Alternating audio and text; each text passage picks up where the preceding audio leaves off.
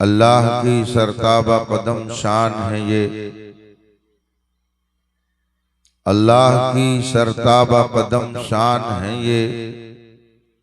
इंसान ही इंसान, वो इंसान है ये। कुरान तो ईमान बताता है इन्हें, ईमान ये कहता है मेरी जान है ये। वो जो न थे तो कुछ न था, वो जो न हो तो कुछ न हो। जान है वो जहान की, जान है तो जहान है। और उस दरबार को अल्लाह रब्बुल इज्जत ने हमारे लिए बनाया, तो रब की बारगाह में हम्दो सना की सौगात पेश करते हुए आला हजरत ने फरमाया, वही रब है जिसने तुझको हमतन करम बनाया, हमें भीख मांगने को तेरा आस्था बनाया। तुझे हम्द है खुदाया, तुझे हम्द है खुदाया। यही बोले सिदरा वाले, चमने जहां के थाले, सभी मैंने छान डाले, तेरे पाए का न पाया, तुझे एक ने एक बनाया, तुझे हम्द है खुदाया। रफीकान मोहतरम, आज के इस इजलास में चंद तलबा की दस्तार बंदी होनी है। उनको दस्तारे हिफ्ज़ से नवाजा जाएगा। इस लिहाज से ये जलसा तक़सीमे सनद और तक़सीमे दस्तार का भी जलसा है। गोया इल्म का तोहफा, हिकमत की सौगात तक़सीम करने के हसीन मौके पर इस जलसे को रचाया और सजाया बसाया गया है। मैं आ रहा था तो मेरे कान में आवाज आई कि इल्म के हवाले से कुछ गुफ्तगू कौम के दरमियान रखी जाए। उस गुफ्तगू को सुनकर मैंने जिस आयत करीमा को तिलावत करके अपने आप को मुशर्रफ किया, वो चमकती दमकती आयत करीमा इल्म और हिकमत की फजीलत का इजहार फरमा रहे हैं।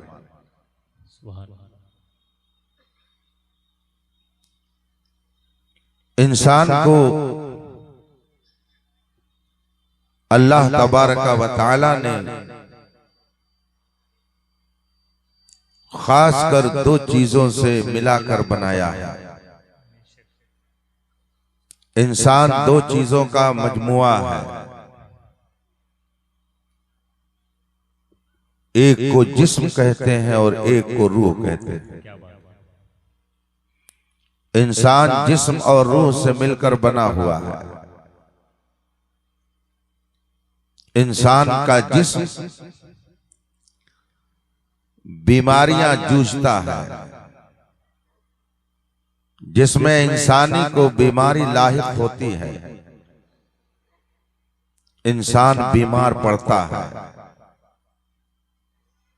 अतिब्बा और डॉक्टर हजरात से आप मालूम करें तो वो आपको बताएंगे कि बुखार, जुकाम और दीगर बीमारियां ये जिस्म को लगती हैं, रूह को नहीं लगती हैं।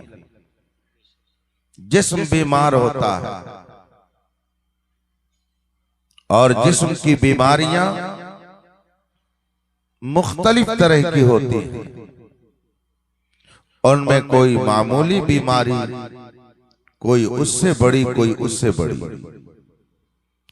इस वक्त सबसे भयंकर और बड़ी बीमारी का नाम क्या है? आपसे अगर पूछा जाए तो आप जिस बीमारी से सबसे ज्यादा डरे और सहमे रहते हैं वो है कैंसर की बीमारी। ये रूह को आरिज नहीं होती है बीमारी, जिस्म को आरिज होती है। छोटी बड़ी ये बीमारियां जिस्म को लगती हैं। कुछ बीमारियां मामूली और छोटी, कुछ बड़ी, कुछ बहुत बड़ी। दुनिया भर में लाखों हॉस्पिटल, लाखों डॉक्टर सिर्फ इसलिए हैं कि वह आपके जिस्म की बीमारी का इलाज करें। अगर इंसान का जिस्म बीमार होता है तो मैं आपसे पूछना चाहूंगा कि इंसान की रूह भी बीमार होती है कि नहीं होती है? अगर होती है तो वो कौन सी बीमारी है जो रूह को लगती है? और उन बीमारियों में कौन छोटी बीमारी है, कौन बड़ी बीमारी है, कौन बहुत बड़ी बीमारी है? आप इसका जवाब किसी हॉस्पिटल और मेडिकल कॉलेज में नहीं पाएंगे, इसलिए कि वो जिस्म की बीमारियों के इलाज के लिए कायम किए गए हैं। रूह की बीमारियों का इलाज वहां नहीं है। न रूहानी अतिब्बा और डॉक्टर हजरात वहां हैं। इसका इलाज और इसके मर्ज की तहकीक उन्हीं हजरात के यहां होगी जो रूहानी तबीब और रूहानी डॉक्टर बनाकर भेजे गए। जिस्म बीमार होता है तो आपको उसके लिए जिस्मानी डॉक्टर की जरूरत पड़ती है और फिर वो मुख्तलिफ तफ्तीश और तहकीक के बाद आपकी बीमारी का इलाज करते हैं। रूह की सबसे बड़ी बीमारी क्या है? रूह की वो कौन सी बीमारी है कि सबसे भयानक बीमारी उसी को करार दिया गया है? वो ऐसी बीमारी है कि दूसरी और बीमारियां उसी वजह से जन्म लेती हैं। जिस्मानी बीमारियों के बारे में फरमाया गया, मैदे की बीमारी सारी बीमारियों की जड़ है। मैदा बीमार होता है, मैदे में खराबी पैदा होती है तो आहिस्ता आहिस्ता और भी दूसरी बीमारियां पैदा होती हैं। इसी तरह से इंसान की रूह भी बीमार होती है और रूह की बीमारियों में कोई छोटी बीमारी है, कोई उससे बड़ी, कोई उससे बड़ी, कोई उससे बड़ी। मगर सबसे बड़ी बीमारी क्या है कि जो सारी बीमारियों की जड़ है, जिसकी वजह से और भी बीमारियां जन्म लेती हैं। अगर आप कुरान और हदीस का मुताला करें, मगर आपके पास इसके लिए मौका नहीं है। आपने तो दुनिया को ही मकसद असली समझ लिया। आपके पास फुर्सत कहां है कि रूहानी बीमारियों की तरफ तवज्जो की जाए और उसके इलाज के लिए फिक्र की जाए। आपके पास कहां यह फुर्सत है कि आप रूह की बीमारियों की तरफ मुतवज्जे हों और रूहानी डॉक्टरों के पास जाकर उन बीमारियों को दूर करने के लिए इलाज कराएं। जिस्म की बीमारियां हर कोई जानता है, मगर जिस्म के साथ साथ इंसान की रूह बीमार होती है। ये कुरान कहता है, ये हदीस कहती है, ये उलमा फरमाते हैं, ये औलिया इरशाद फरमाते हैं, ये सूफिया फरमाते हैं, ये उलमाए दीन इरशाद फरमाते हैं। रूह की बीमारियों में मुख्तलिफ बीमारियां हैं। उन सारी बीमारियों की जड़, जिसकी वजह से और बीमारियां पैदा होती हैं, आइए मैं आपको मक्के की सरजमीन पर ले चलूं। मक्के मुकर्रमा की तारीख आप नजरों के सामने रखिए। अल्लाह के रसूल जाने ईमान, शाने कायनात, फख्रे कुदरत रसूल पाक सल्लल्लाहु अलैहि वसल्लम ने जब मक्के के अंदर अकीदे तौहीद को पेश किया, रसूल पाक सल्लल्लाहु अलैहि वसल्लम ने जब मक्के के मुशरिकीन के सामने दावत इस्लाम दी, इस्लाम की तबलीग फरमाई और एक खुदा को मानने का उन्हें पैगाम सुनाया, उन्होंने ईजा देना शुरू कर दिया। मक्का और अतराफ के लोग रसूल पाक की शान में जबान दराजी करने लगे, आपको अजियत पहुंचाने लगे। अल्लाह के रसूल सल्लल्लाहु अलैहि वसल्लम ने उनकी गाली का जवाब गाली से नहीं दिया, उनकी अजियत का जवाब उनको अजियत पहुंचाकर नहीं दिया।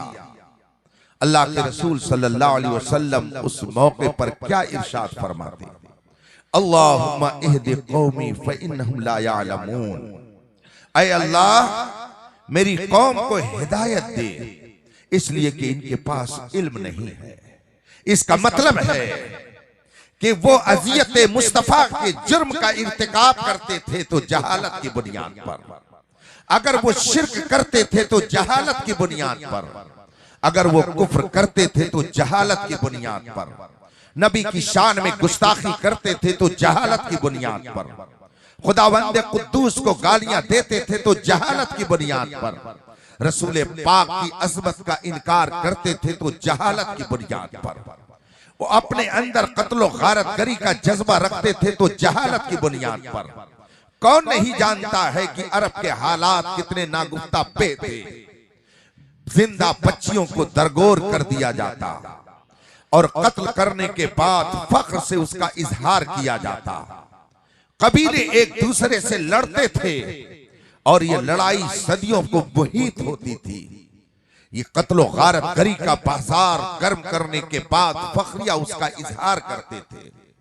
अल्लाह के रसूल सल्लल्लाहु अलैहि वसल्लम ने जब उनके सामने इस्लाम की पाकीज़ा तालीमात रखी तो रसूल पाक की शान में भी गुस्ताखी करने लगे। अल्लाह के रसूल ने यह नहीं फरमाया, ए अल्लाह मेरी कौम को हिदायत दे दे, इनके पास पैसे नहीं है।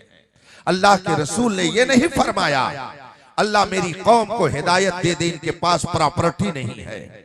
मेरे आका ने यह नहीं फरमाया, ए अल्लाह मेरी कौम को हिदायत दे दे, इसलिए कि इनके पास ताकत व कुव्वत नहीं है।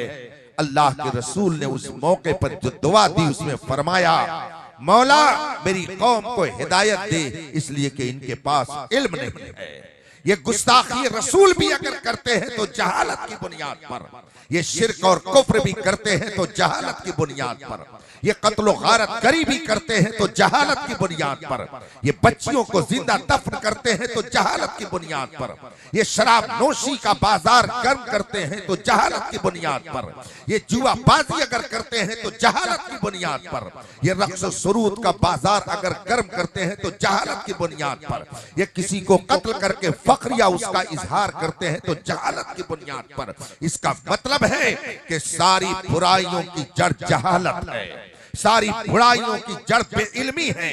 इसीलिए खुदावंद कुद्दूस ने जो सबसे पहला पैगाम इंसानों को अता किया उसमें फरमाया गया, ऐ मेरे महबूब इकरा इकरा इकरा, पढ़ो पढ़ो।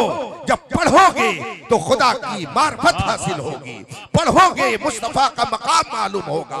इल्म आएगा तो जहालत की तारीकी से निकल करके इल्म की रोशनी में आकर जिंदगी गुजारने का शऊर हासिल कर लोगे। खुदा की कसम, दरसगाहे मुस्तफा लगी, दरबारे मुस्तफा सजा और उस दरसगाह में उस गिलास में बैठने के लिए लोग आते रहे और बैठते रहे और इल्म लेते रहे।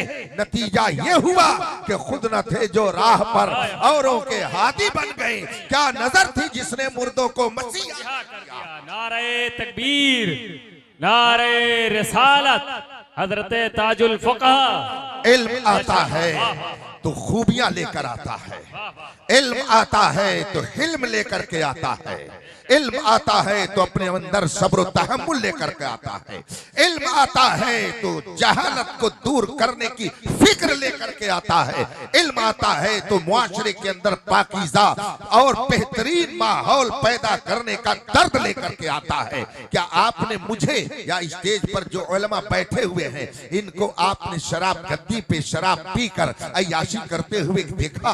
क्या आपने इनको मार्केट में नाचते हुए देखा? क्या आपने इनको शादियों में नाचते हुए देखा? क्या आपने इनको जुए के अड्डे पर बैठ करके जुआ खेलते हुए देखा? क्या आपने हम जैसों को कभी इस तरीके की हरकतें करते हुए देखा? क्यों नहीं देखा आपने? क्यों ये इस चीज का इर्तिकाब नहीं करते हैं? इसलिए कि रब ने इन्हें इल्म अता कर दिया।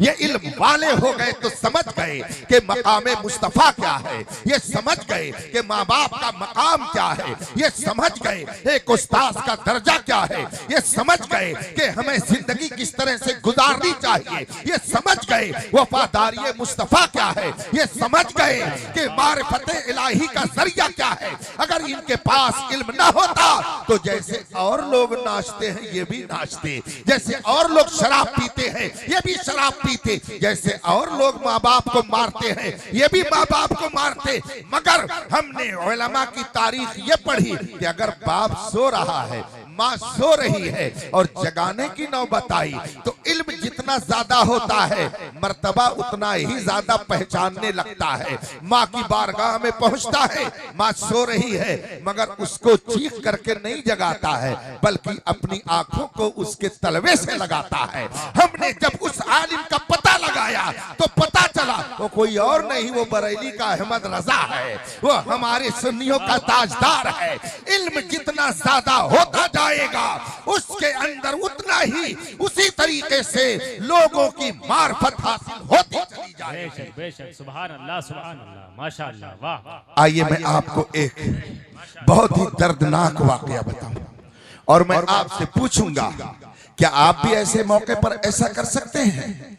हमारे और आपके फ़िक़्ह हनफी के इमाम सैयदना इमाम आज़म हैं। इमाम आज़म मोजज़े मुस्तफ़ा हैं, बशारत नबवी हैं। अल्लाह के रसूल सल्लल्लाहु अलैहि वसल्लम ने इमाम आज़म की पैदाइश से पहले उनके फजलो कमाल की बशारत दी और फरमाया कि अगर इल्म सुरैया पर होगा, इल्म अगर सुरैया पर होगा तो फारिस का रहने वाला वहां से भी उठा लाएगा। सारे मुफस्सिरीन मुहद्दिसीन फरमाते हैं वो इमाम आज़म ही की जात है जिनका ताल्लुक फारिस से है और इल्म ऐसी ऐसी जगह से लेकर आए कि अक्ल इंसानी हैरान है। सैयदना इमाम आज़म हैं, आपके वालिद का इंतकाल हो गया। आपके पड़ोस में आपका एक हासिद रहता था जो आपसे हद दर्जा जलन रखता था। वाकयात तो बेशुमार हैं। हसद करने वालों ने, जलन करने वालों ने ना औलिया की अजमत का लिहाज किया ना उलमा के मकाम का लिहाज किया। इमाम आज़म रज़ी अल्लाह ताला अन्हु के वालिद का इंतकाल हो गया।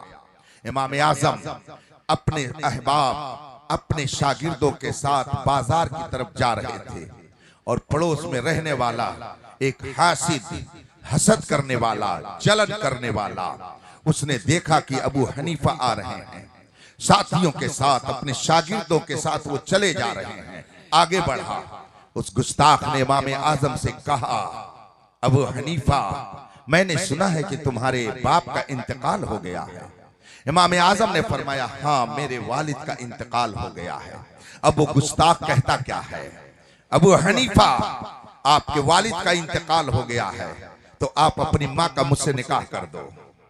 कितना सख्त जुमला उसने इस्तेमाल किया और ये किसके लिए इस्तेमाल किया? इमाम आज़म के लिए इस्तेमाल किया। फ़िक़्ह हनफी के वो इमाम ही नहीं हैं बल्कि वो मुदव्विन अव्वल हैं। सारे फुक़हा फिक़्ह में इमाम आज़म के मुहताज हैं। इमाम शाफ़ी रज़ी अल्लाह ताला अन्हु ने फरमाया फिक़्ह में सब के सब इमाम आज़म के मुहताज हैं। इल्म और फज़्ल की उस मंजिल पर थे जब आपसे उसने कहा अबू हनीफा अपनी माँ का मुझसे निकाह कर दो।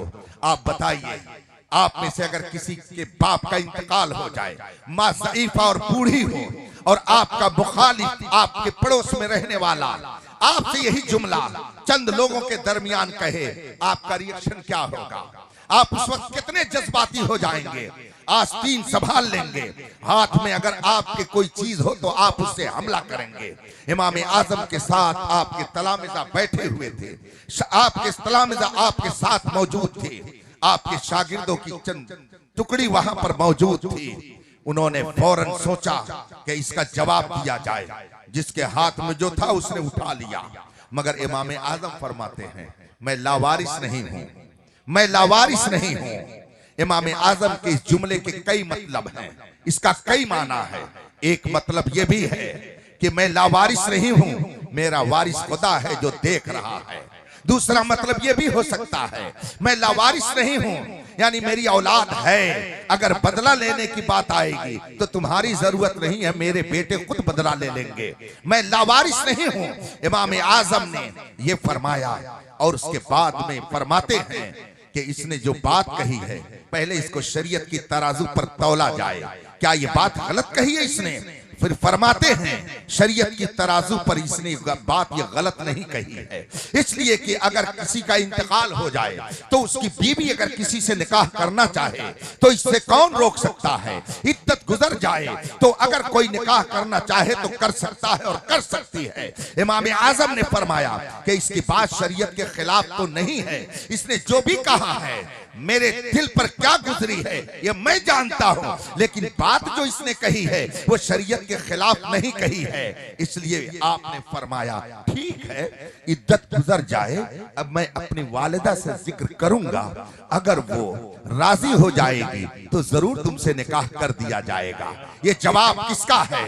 उस इमाम आजम का है जो फजल कमाल की एक एकेडमी है, फजल हिकमत की एक अंजुमन है। हजारों नहीं करोड़ों अब तक उसके वास्ता दरवास्ता शागिर्द हैं, मगर फरमाया गया जो कसीरुल इल्म होगा वो कसीरुल हिल्म होगा। इल्म जितना ज्यादा होगा सब्र और तहम्मुल का मादा उतना ही ज्यादा पैदा होगा। पूरी कायनात में सबसे ज्यादा इल्म अल्लाह ने मेरे मुस्तफा को अता किया, इसीलिए मुस्तफा से ज्यादा कोई हलीम और बुर्दबार इंसान पैदा। नारे तकबीर, नारे रिसालत, मसलके आला हजरत। आपने उसे ये जवाब दे दिया और जवाब देने के बाद फिर जब आप आगे बढ़े, तारीख में है कि आप आगे चौक तक पहुंचे थे कि जिस गुस्ताख ने ये गुस्ताखी की थी उस गुस्ताख का नतीजा ये हुआ, चलते चलते धड़ाम से जमीन पर गिर गया और अपनी जिंदगी से हाथ धो बैठा। उसकी मौत हो गई, वो रोड ही पर मर गया। इमाम आजम ने फरमाया मैंने तो पहले ही कहा था मैं लावारिस नहीं हूं। इसका मतलब है कि अगर तुम सब्र करोगे अल्लाह और रसूल की रजा के लिए, अगर अपने जज्बात को काबू में रखोगे तुम तो सब्र करोगे, मगर जिस रब के भरोसे पर सब्र करोगे वो ऐसा इंतकाम लेगा कि दुनिया के लिए वो नसीहत को इबरत बन जाएगा। इसीलिए कुरान ने फरमाया इन्ना बत्श रब्बिक लशदीद, बिलाशुबहा तेरे रब की पकड़ बहुत सख्त है। जब अपनी गिरफ्त में लेता है तो दारा भी न जाने कहां चले जाते हैं, सिकंदर भी पता नहीं कहां चले जाते हैं, नमरूद और शद्दाद का भी पता नहीं चलता है। खुदाई दावा करने वाले और अपनी ताकत और कुव्वत पर घमंड करने वालों का वजूद खत्म हो जाता है, मगर जो रब पर भरोसा करके जिंदा रहता है वो कल भी जिंदा था, आज भी जिंदा है, सुबह क़यामत तक जिंदा रहेगा। हजरात, कहा जाता है कि इल्म के हवाले से बताइए। उलमा कहेंगे कि अवाम उलमा की बहुत नाकदरी हो गई है।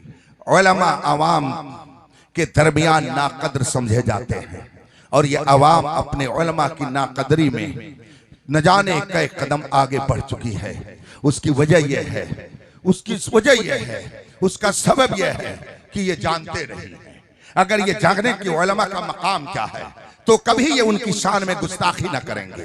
ये नारा तो लगाते हैं मसलके आला हजरत जिंदाबाद, मगर इमाम अहमद रजा की तालीमात से इन्हें वाकिफियत नहीं है।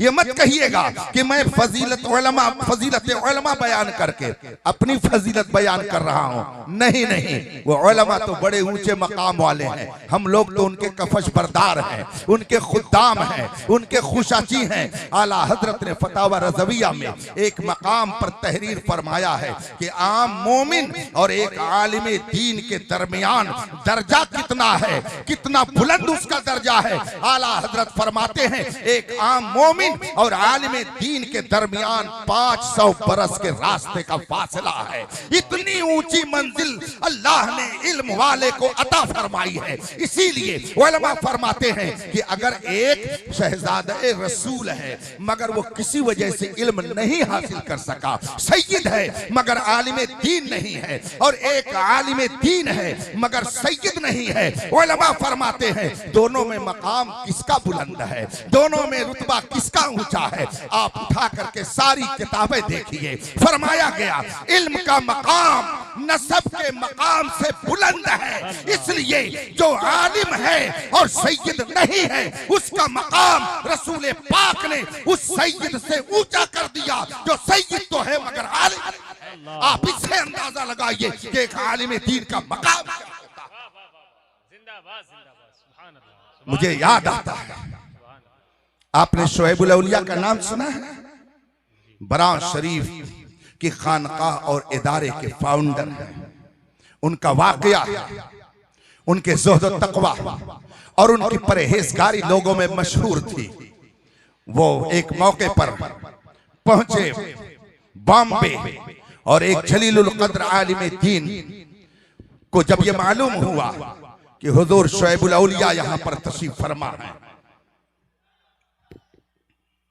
माशाअल्लाह, नारे तकबीर, नारे रिसालत, मसलके आला हजरत, आमदे हुजूर हस्साने मिल्लत, आमदे हुजूर हस्साने मिल्लत, आमदे हुजूर हस्साने मिल्लत, फैज़ाने हुजूर ताजुश्शरिया, फैज़ाने हुजूर ताजुश्शरिया, मसलके आला हजरत, मसलके आला हजरत, इश्क मोहब्बत, इश्क मोहब्बत, इश्क मोहब्बत, इश्क मोहब्बत, बस्ती बस्ती करिया करिया, नारे तकबीर, नारे रिसालत, आमदे हुजूर हस्साने मिल्लत, आमदे हुजूर हस्साने मिल्लत। माशाअल्लाह, सुभान अल्लाह। डाला हजरत ईसा अलैहिस्सलाम के मानने वालों ने हजरत ईसा अलैहिस्सलाम की तालीम को बदल डाला। कुल 400-600 साल की मुद्दत गुजरी कि उनके मानने वालों ने उनकी तालीम को बदल डाला। नबी की बजाय खुदा मान लिया। आपकी वालिदा मोहतरमा को वालिदा मानने के बजाय खुदा की बीवी मान लिया। इस तरीके से उन्होंने हजरत ईसा अलैहिस्सलाम की तालीम को बदल डाला।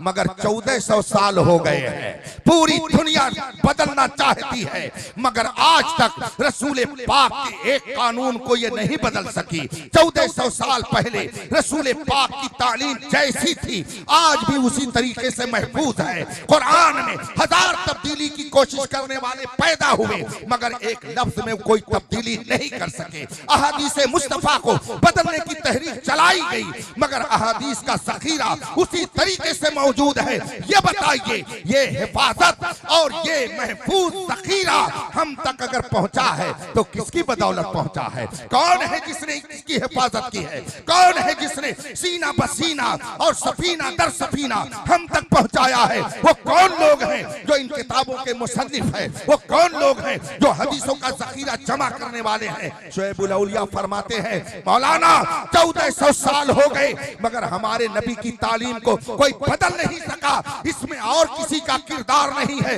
मुस्तफा जाने रहमत के उन प्यारे उलमा का किरदार है जिन्होंने तन मन धन से अपने आप को दीन के लिए वक्फ कर दिया और रसूल पाक के कानून की हिफाजत फरमाई है। है। तो आपकी ताजीम या आपकी ताजीम नहीं है, ये दर हकीकत मेरे मुस्तफा की ताजीम है। हम आपकी ताजीम जो कर रहे हैं इसलिए कि आप मुस्तफा के दीन की हिफाजत कर रहे हैं। सुभान अल्लाह, माशाअल्लाह, सुभान अल्लाह। इसी बुनियाद पर अगर किसी ने किसी आलिम दीन को आलिम दीन होने की बुनियाद पर गाली दी, जुमला सुनिएगा, आलिम की आलिम दीन होने की बुनियाद पर अगर किसी ने गाली दी, आलिम दीन को आलिम दीन होने की बुनियाद पर अगर किसी ने आलिम दीन को गाली दी तो गाली देने वाला काफिर हो जाता है, इस्लाम से निकल जाता है।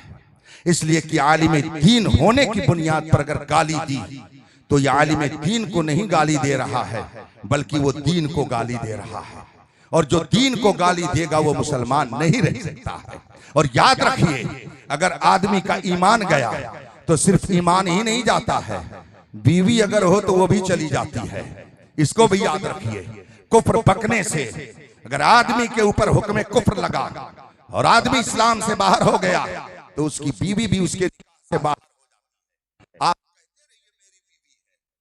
समझते रहिए मेरी ज़ौजा है, आप समझते रहिए मेरी रफ़ीक़े हयात है, मगर जब ईमान सलामत नहीं तो बीवी भी सलामत नहीं रह सकती है।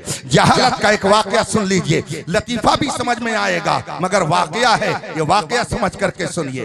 हमारे बस्ती जिला में एक आबादी है, मैं नाम नहीं लूंगा उस आबादी का, ताकि कोई साहब वहां फोन करके किसी को बेइज्जत न करे और उन लोगों की जिल्लत मजीद में उनकी जिल्लत में इजाफा ना हो। वहां से मेरे पास जुमे मुबारका का दिन था, फोन आया, एक आलिम साहब ने फोन किया। हमने कहा बताएं क्या मामला है। वो कहने लगे बात यह है, हमारे मोहल्ले में प्रधानी का इलेक्शन हुआ, गांव में एक साहब प्रधान मुंतखब हो गए मगर दूसरे उनके मुखालिफ थे। हमने कहा फिर आगे क्या हुआ?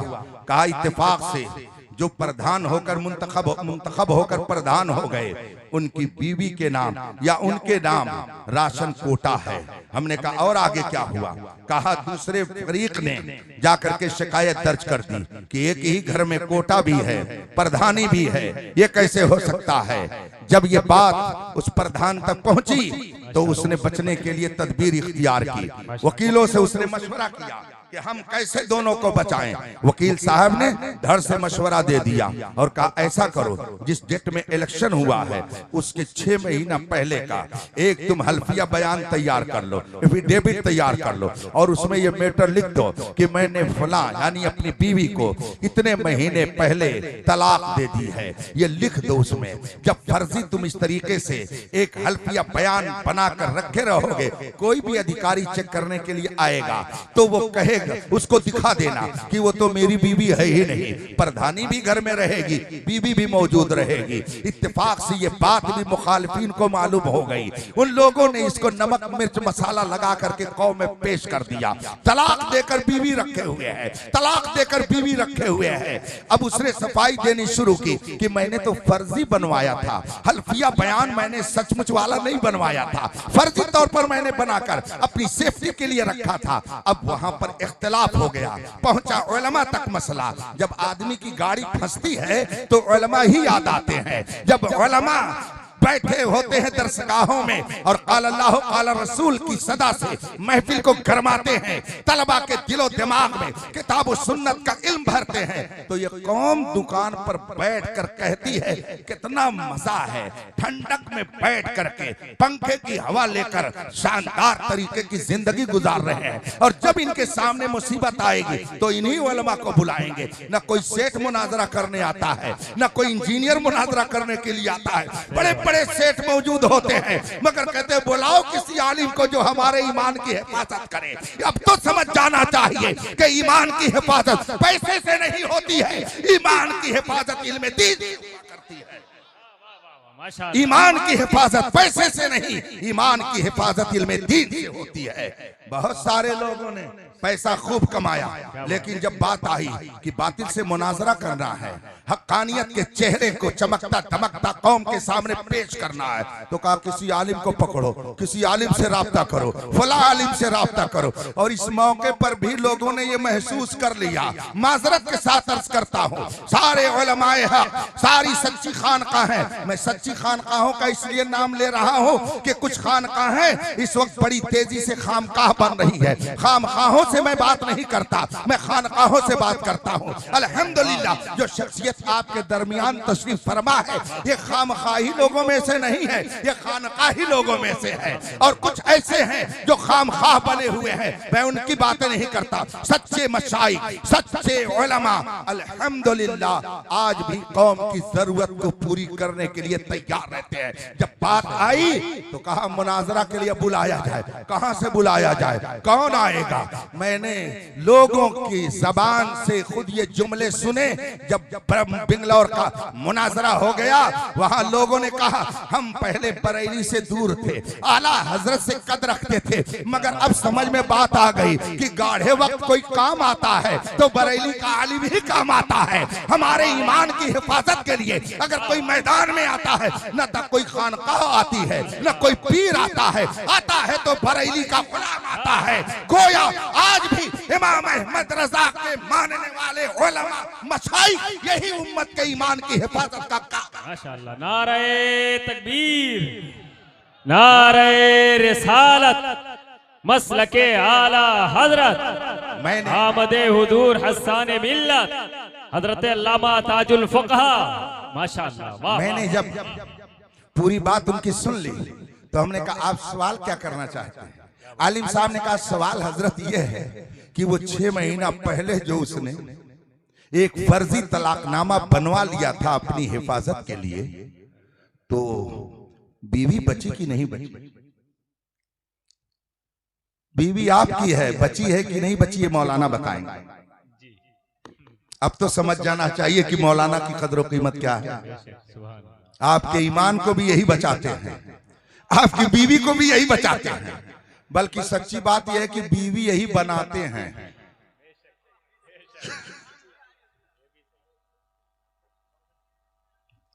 अभी निकाह ना पढ़ाएं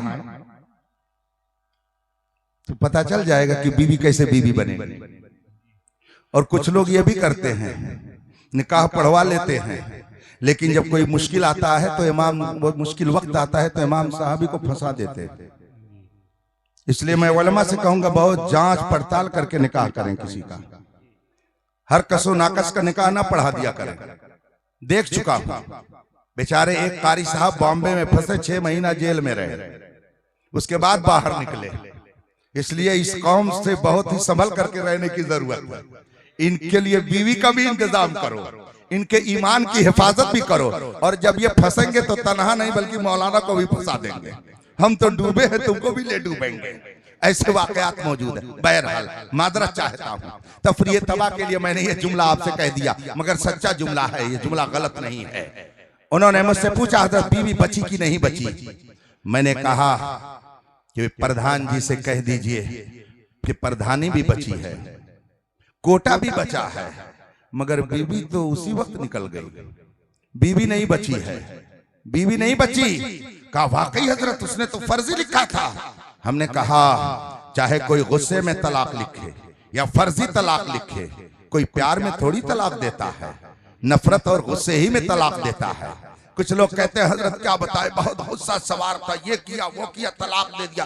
कोई सूरत हो निकालिए। कभी कभी 65 साल का बुढ़ा आता है तलाक दे करके और कहता है हजरत कोई सूरत जरा निकल जाए तो बहुत अच्छा होगा, कोई सूरत निकल जाए, बुढ़िया मेरी कहाँ रहेगी। उससे पूछिए कि कोई बेटा है कि नहीं। हाँ हजरत एक बेटा है। अगर कह दिया जाए कि कह दो बुढ़िया से बेटे के पास रहे, आपसे न मिले, हजरत एक के घर में रह के कैसे रह मिली, जरा इसके लिए कोई सूरत निकालिए। आप जुर्म करो, आलिम से सूरत का मुतालबा करो।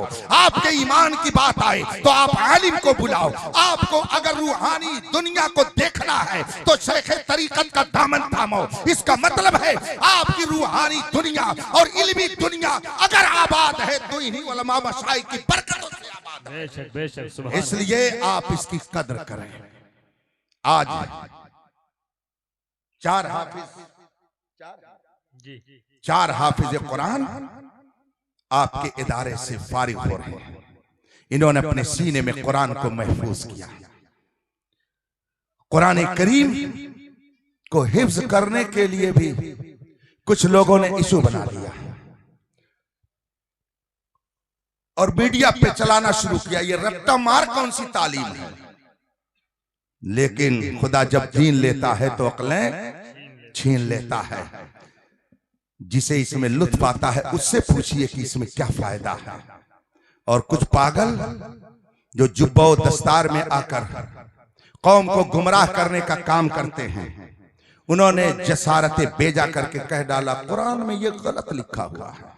अरे उस बेवकूफ को कम से कम किसी LKG के इंग्लिश के स्टूडेंट से पूछ लेना चाहिए था कि बताओ बेटा स्टेशन की स्पेलिंग क्या है, स्कूल की स्पेलिंग क्या है। तो वो फौरन बताएगा कि स्टेशन की स्पेलिंग ये है। बताइए स्टेशन में मैंने S और H का तलफ्फुज किया और पढ़ा कि नहीं पढ़ा स्टेशन, मगर लिखा क्या जाता है T1। आज तक कोई अंग्रेजी पढ़ने वाला नहीं कहा कि यह गलत है। कोई नहीं कह रहा कि यह गलत है। लिखते हैं सचूल, पढ़ते हैं स्कूल। कोई नहीं कह रहा कि गलत है। मगर एक मुल्ला नजदी ज़दा बदअकीदा को कुरान करीम के रस्मुल खत में गलती नजर आ गई।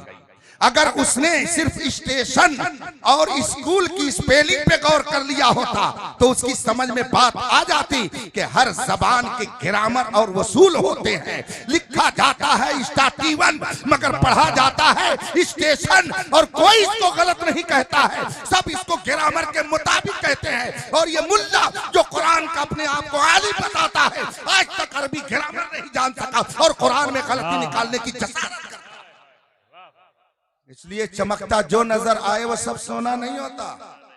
अगर दुनिया में रहना है तो कुछ पहचान पैदा कर। हर रूहानी बीमारी की भयंकर बीमारी का नाम बोलिए क्या है? आप नहीं बोलेंगे। जहालत है। सबसे बड़ी बुराई का नाम जहालत है। सबसे बड़ी बीमारी का नाम जहालत है।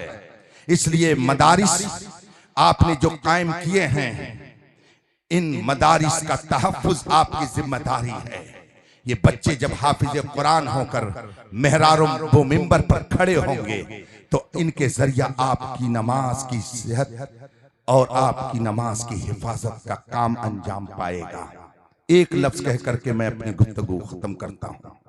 मसलन इन हाफिजों के ताल्लुक से, इनकी अजमत के ताल्लुक से ये बात है। मैं एक आयत पढ़ता हूं, शायद आप लोगों ने कभी इसको सुना हो। खिताब में किसी के तो आप जवाब दे दें, लेकिन फिर मैं आपसे पूछता हूं। मैं एक आयत पढ़ रहा हूं, आप बताइएगा कि ये कुरान करीम के किस पारे में है। अभी समझ में आ जाएगा कि हाफिज और कारी की अहमियत क्या होती है। मैं पढ़ रहा हूं, आप बताइएगा कि ये किस पारे में है।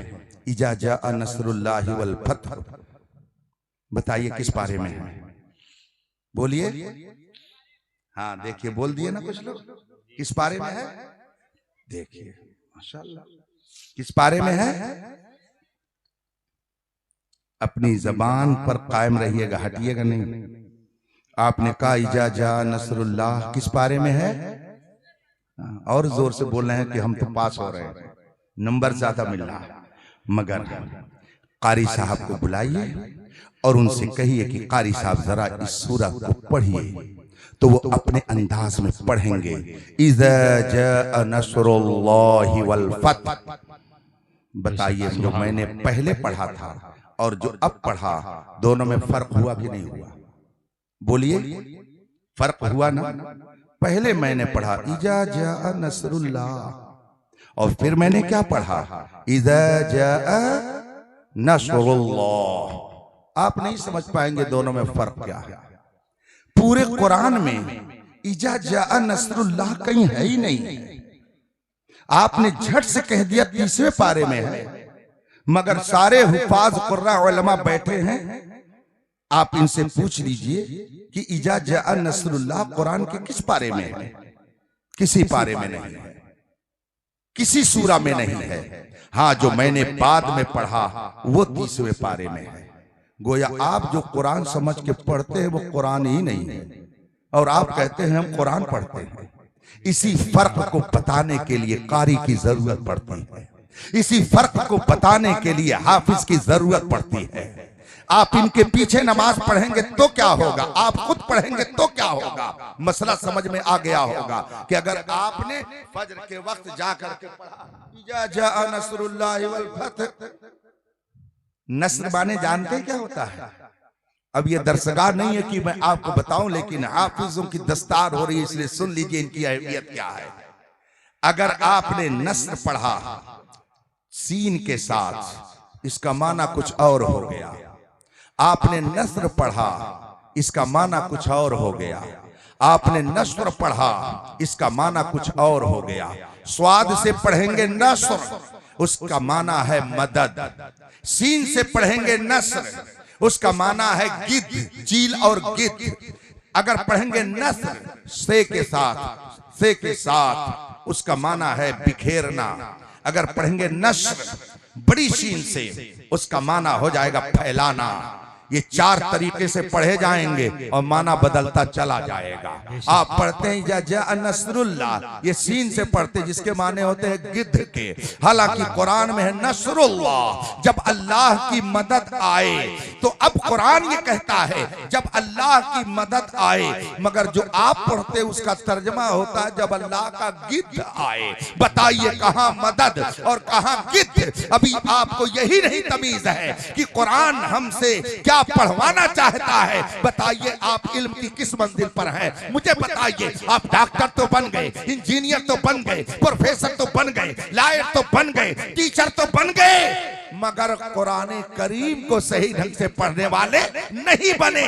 इसीलिए पैगाम खुदा को समझने और समझाने के लिए ये उलमा और हुफ़ाज़ तैयार किए जाते हैं, ताकि इनके जरिए आप तक खुदा का सही पैगाम। बेशक, सुभान वमन युतल हिकमता फक़द ऊतिया खैरन कसीरा। जिसे इल्मे दीन दिया गया उसे बड़ी भलाई अता की गई। सारी भलाइयों का सरचश्मा इल्मे दीन मुस्तफा है।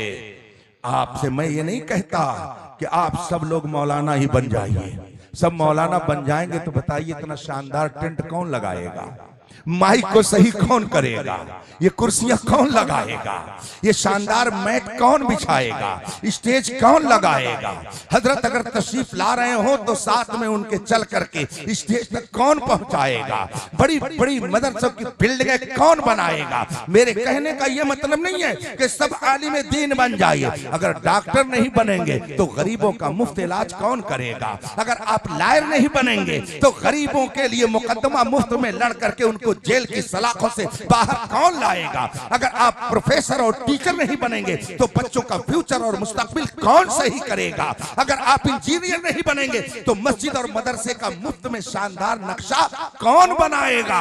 याद रखिए ये सब जरूरी है, ये सब जरूरी है। मगर ये भी जान लीजिए कि अगर हाफिज कुरान आप में नहीं कोई रहेगा तो रमजान में तरावी कौन पढ़ाएगा? अगर कारी कुरान नहीं रहेगा तो कुरान की क़िरात करके आपके दिलो दिमाग में ईमान की ताजगी कौन पैदा करेगा? अगर आलिम दीन नहीं रहेंगे तो बताइए आपके ईमान की हिफाजत कौन करेगा? अगर मुहद्दिस नहीं रहेंगे तो हदीस मुस्तफा से आपके जिगर को कौन गरमाएगा? अगर मुफ्ती नहीं रहेंगे तो बताइए मशाले शरैया में फतवा आपको कौन देगा?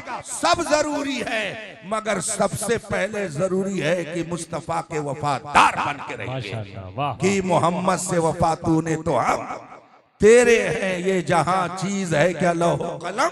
माशाअल्लाह। इसलिए आप दुनिया में रहिए, दुनिया से अलग मत रहिए।